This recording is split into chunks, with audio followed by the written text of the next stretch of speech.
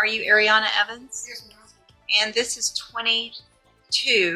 22-41163, and Miss Evans is currently on probation for a lesser offense of terroristic threat against a public servant, a Class A misdemeanor, and previously in court entered pleas of true to counts 2, 3, 4, and 5. I received an updated pre-sentence report. Has everyone had an opportunity to review that report? Yes, sir. Yes, sir, I have. Are there any additions or corrections? No, Your Honor. I'm sorry, Your Honor. Yes, The ma'am. GPS device, I was just emailed on Friday, 5:43, that it's been dead. The battery's been dead for 3 days. Okay.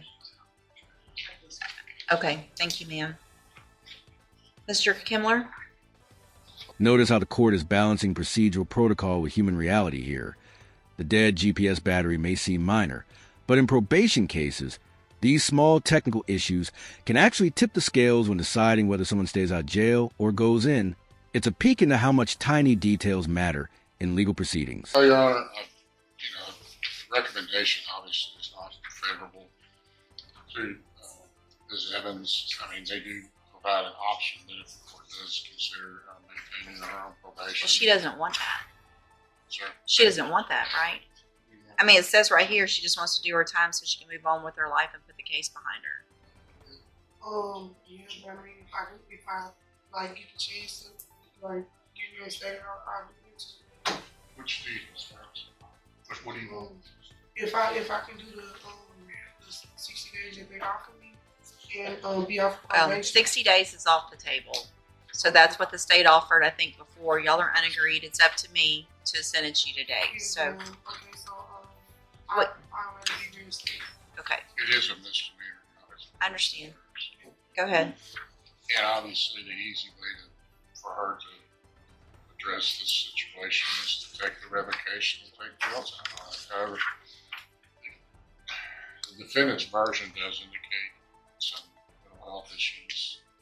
Obviously, probation is a system designed to try to keep people out of the actual criminal justice system in the future and avoid incarceration. So, just looking at this as it is just a misdemeanor,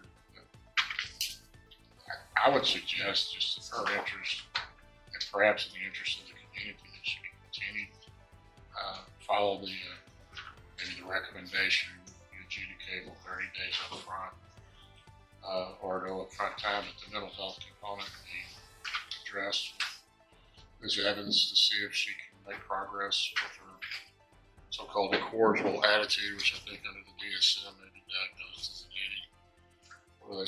antisocial personality disorder, whatever her issues are.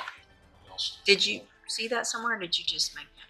Well, I think that if they're saying she's incorrigible, I mean, obviously I'm not a mental health expert. Okay, I just didn't know. I didn't see anything She where she was diagnosed. She has been diagnosed with that. Okay. There's probably some issues there. Okay. Obviously, things that be dealt with. Here's a fascinating courtroom moment. The judge is weighing the defendant's mental health nuances against the strict letter of probation rules. Even without a formal diagnosis, perceived psychological factors can influence sentencing, and that's exactly what makes real-life cases so unpredictable. Judge, I think in court it wanted to fine me. She doesn't want to do probation. She doesn't want me to tell her what you can and can't do. I'd ask her to go over. So, Ms. Evans, I mean, you were given, number one, you were given a great opportunity because you had a felony and they reduced it to a misdemeanor and put you on probation for 2 years. It looks like they gave you all types of help through JCDI, and you failed to complete your groups, didn't obtain a sponsor, you were tested positive, you were ordered to the Franklin North so that you could get some more intense help. You did okay in that, and then you got out and started struggling again. You were also ordered to go to Spindletop for mental health treatment so that you could get the help that Mr. Kimler is saying that you might need. And looks like they say you attempted to circumvent the requirements to obtain a sponsor. Your sister pretended to be your sponsor.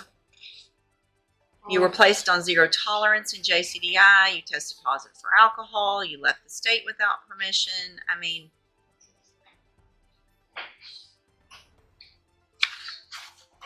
All right, I'm going to find that you entered your pleas of true to counts 2, 3, 4, and 5 freely and voluntarily. Find those counts true. This is a textbook example of probation gone wrong.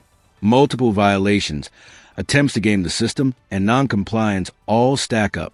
For viewers, it's a reminder that courts often try rehabilitation first, but repeated noncompliance can lead straight to jail time.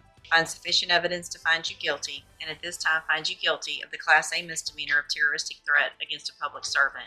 I'm going to sentence you to a term of 180 days in the Jefferson County Jail. You will receive credit on that sentence for any time that you were previously in custody that the law gives you the right to receive. I'm going to hand you the trial court certification that shows this was not an agreement. You do have some rights to appeal. Y'all need to sign that real quick, please, Mr. Kimler, and give her that bottom copy.